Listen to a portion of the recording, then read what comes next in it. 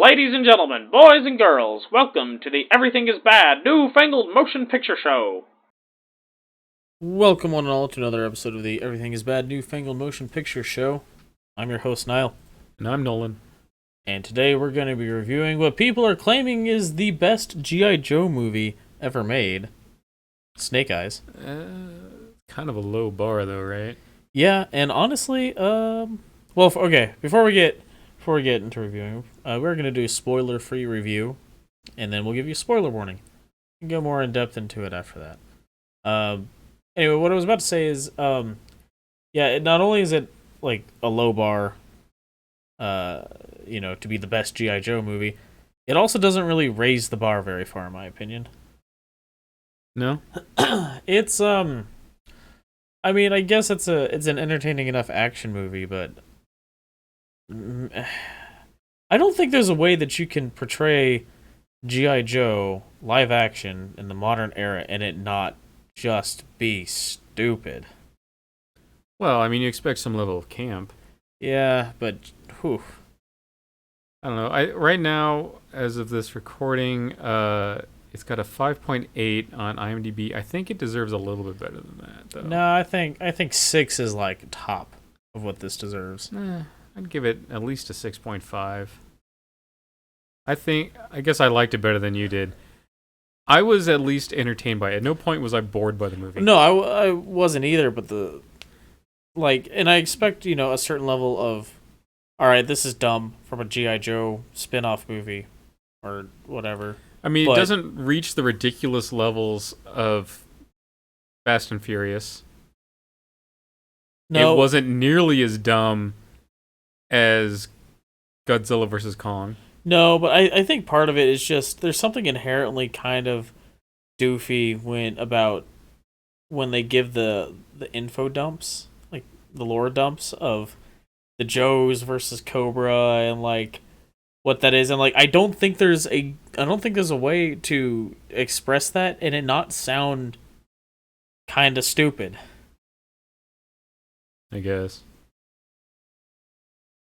I don't know. But I mean, you're being a little harsh on it. I mean, no. It's G.I. Joe. Like I get that going into it, but it's just. But I will agree. This is the best of the G.I. Joe movies. I don't think G.I. Joe is ever. Like, I don't think there's a good way to adapt it to live action. Like I don't think they should. I mean, I think it could stand getting like a new cartoon done of it. But I don't think they're going to have a very good, successful adaptation of G.I. Joe to live action ever. What if they pushed it like they would have to get, maybe if they got it I think for it to happen it would not feel like G.I. Joe anymore for the changes they would have to make. Like showing blood and stuff? Well, yeah, I mean, sure, I take it or leave it with the blood, but like I mean, I guess we're lucky they were using actual bullet guns, not blue and red lasers. And, like, conveniently, people, like, eject out of their vehicles before they explode all the time and stuff, but... Yeah, well, that was just the standards and practices of the... Right. But, I mean, I think it's just, like... I don't know, I think... By sticking fairly close to the source material is just inherently going to come off as stupid sounding. I guess. I mean, I think there's a lot of cartoons that they've tried to adapt that don't work well, and I think G.I. Joe at least is grounded enough that it could work in live action. But I don't know, maybe they just don't have the right people doing it. Yeah, I don't know. This wasn't even like full on G.I. Joe. This is just Snake Eyes. Right. Well, it's Snake Eyes, and also, I guess there's kind of a spoiler potential.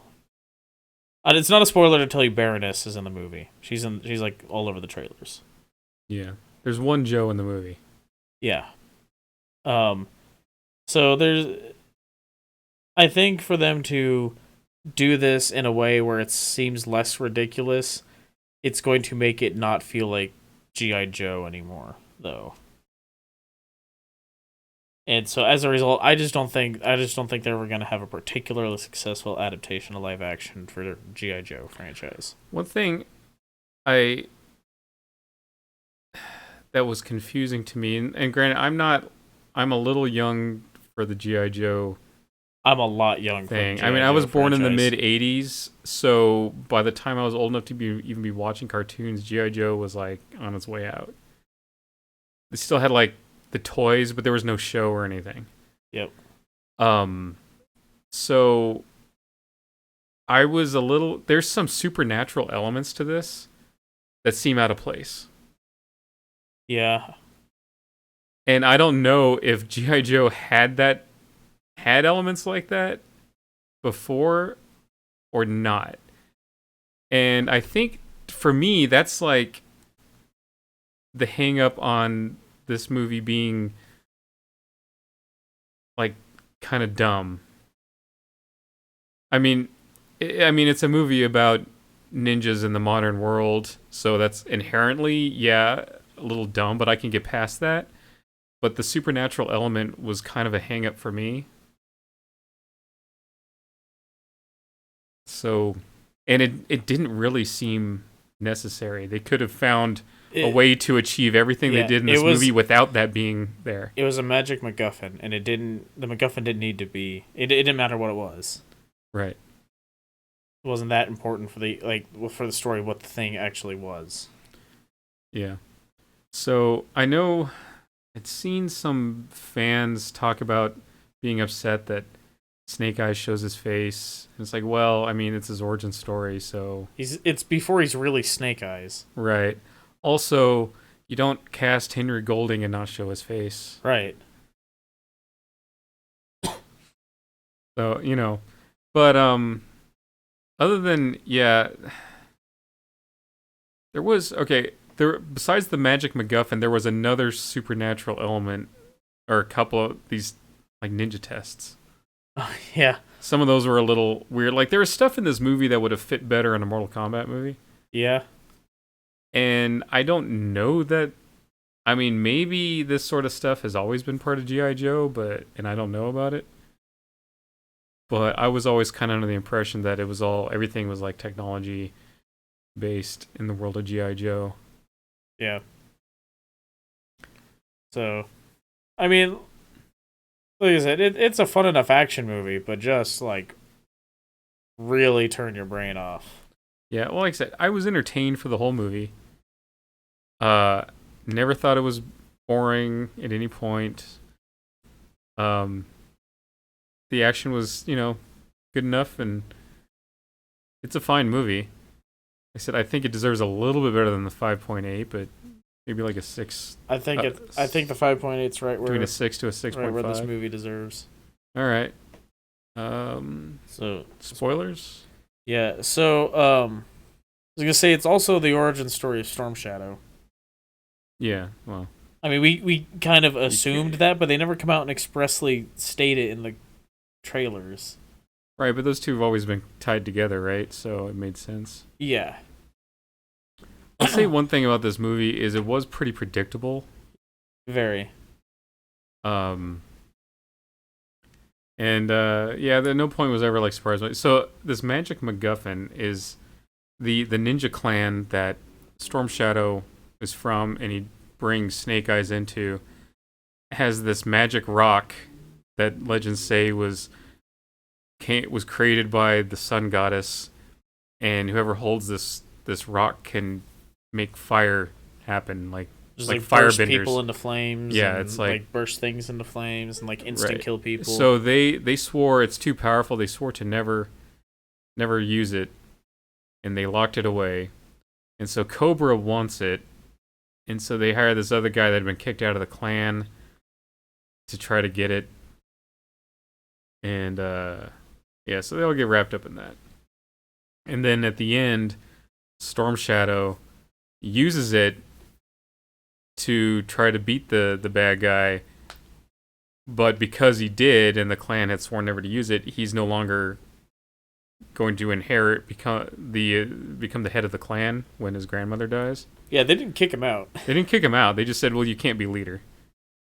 You're still welcome, but you can't be leader." Well, he gets all pissed and storms out of there, and then joins up with Cobra. Oh yeah, the one Joe that's in the movie is Scarlet,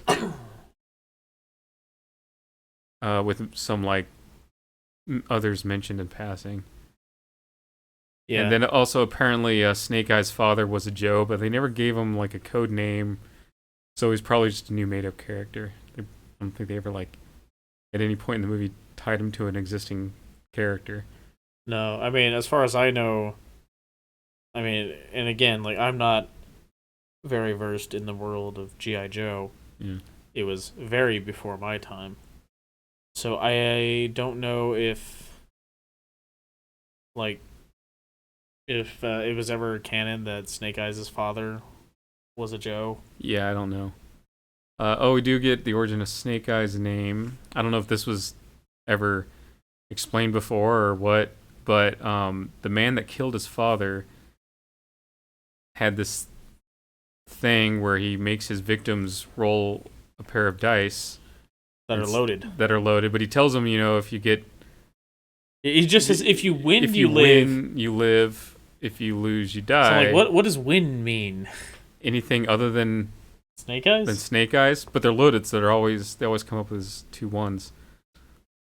So that's where the Snake Eyes name comes from, because he's on a quest to avenge his father.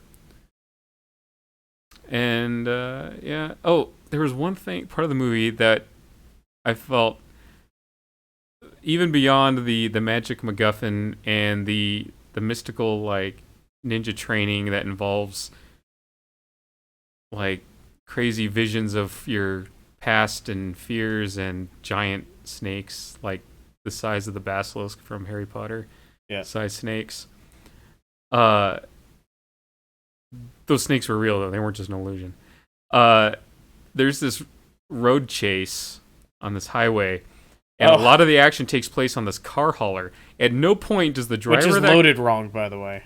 Yeah, but at no point does the driver of that car hauler ever react to explosions and gunfire all around him. And like he doesn't even change lanes. And multiple ninjas like jumping on and off of the truck, and he doesn't slow down. He doesn't change lanes at any point. He just keeps on going like none of these exploding vehicles and gunfire is going on. Look, man, he had to get those cars there on time. I guess. If he was late, he'd have to like cut a finger off or commit seppuku or something, I guess. Yeah. He didn't want to be the guy that delivered all those Hondas late. So yeah, that was like kind of weird to me. Like the sequence was kind of cool to watch, but I'm like, what?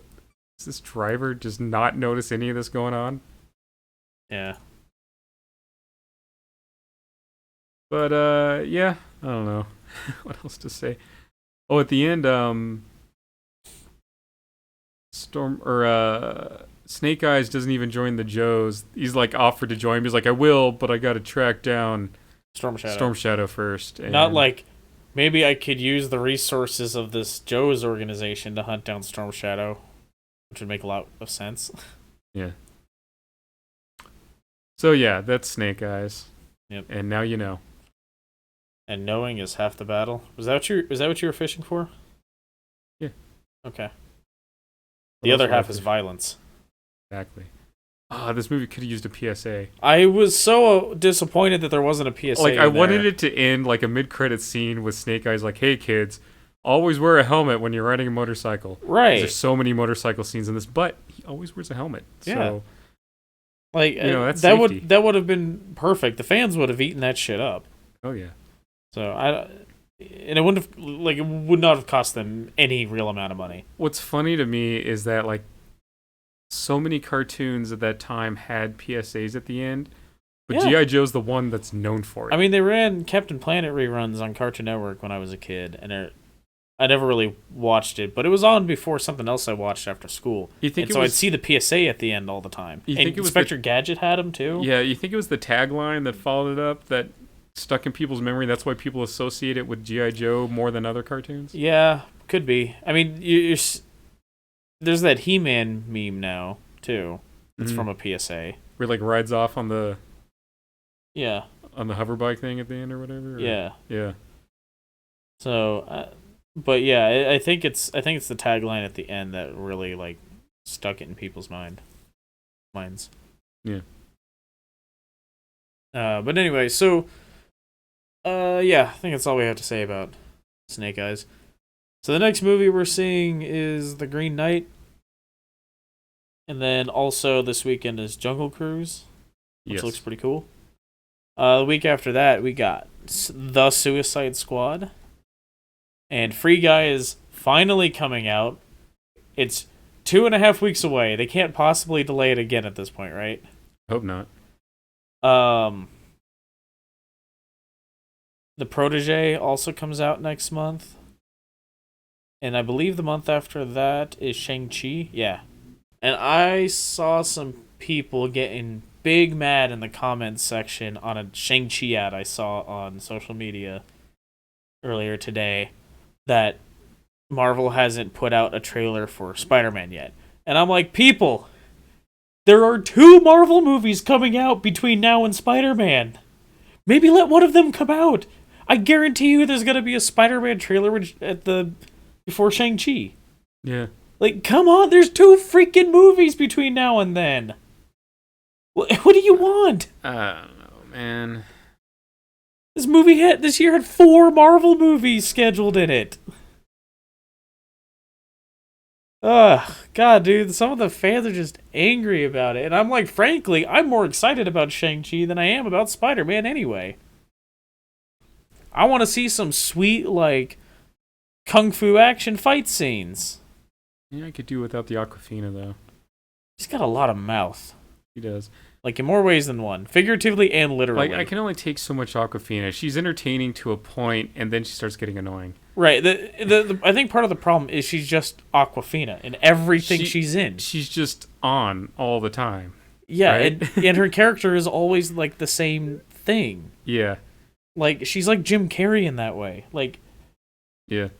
Well, the way he was in the 90s. Yeah. Well, and the way he was in Sonic the Hedgehog. Yeah, but he hadn't been like that in a while. That's true. But, like... Yeah, it's just like... Yeah, a little bit of Aquafina goes a long way.